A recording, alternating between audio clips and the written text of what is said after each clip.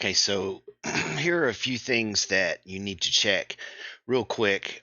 This is the inside of the machine, and this is the back side of the air inlet where you plug your air pump in on the back of the machine. So the way this works is it'll come in from the air pump and go down this tube, and then it will split. And then once it splits, it supplies air to the inlet of both of these relays, one of these being the high stage, one of them being the low. And then there's a separate outlet that goes back up and around to each valve. So that's how you adjust between high and low. And then the exit or the outlet of the valves actually goes back into one again, and that one single line goes back out to the head. So if you're getting high air and not low air, and according to this, I believe the high side is on this side on number three, you'll want to confirm this though. Just make sure you keep up with which stage is which, high and low, two and three, however you want to do it. Or one and two. These are just marked two and three because I started with one on the inlet. So um, I think the first thing I would try would be to remove the uh, airlines that are on the outlets of the relays. Now, your relays may look a little bit different, but they function the same way. You may have some little gray ones that look a little different, and have some black plug-in connectors instead of this type of connector, but they function the same way.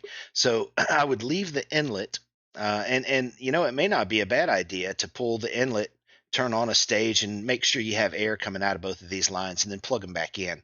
These don't technically matter which one they go in. They both just supply air to each of the relays. On the outlet side, you can disconnect each of these tubes. Be sure you mark them, like I said, so they go back in the right spot. And then turn on the low and high stage using the green buttons and make sure you get air. You'll have air coming out of one. You said your high stage was working. I believe that's relay two. Again, you'll need to confirm.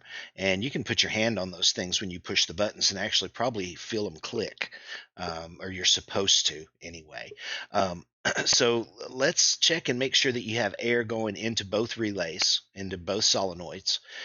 And then let's put those back on and then disconnect these. You can do this one at a time and just press both buttons and confirm if you want. But what we need to do is make sure that when you press one of the buttons, air comes out of one of these. And when you press the other button, it comes out of the other. If you don't get any air here, during the test, then you're probably going to have a failed solenoid, and I can send you some of those out. If the air is actually traveling through the solenoid and being controlled, then we need to go and look further, and it may be something clogged in your valve up here. So if you would, now these things come apart. You just press the plastic collar. Let me see if there's a better picture that's a little closer.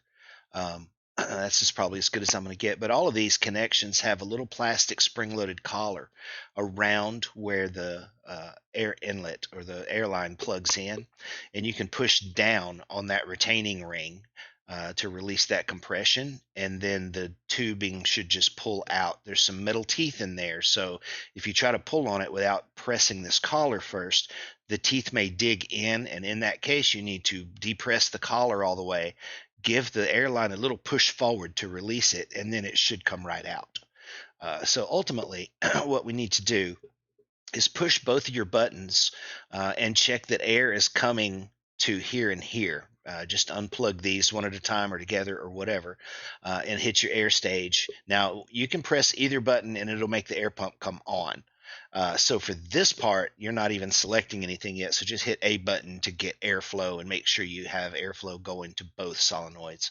Then after that, you'll have to use the respective test buttons, disconnect these lines one at a time or however you want to do it, and press the high and the low and see which relay is which and which one is actually outputting.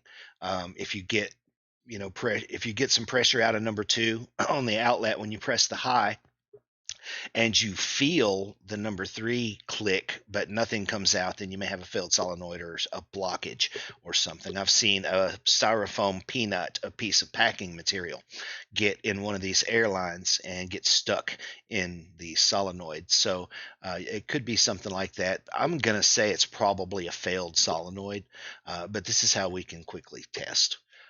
Just pull those off and make sure, see if you get air out of both solenoids. If you're not getting air at this point, then we need to replace this solenoid bank. And then just let me know. Thanks.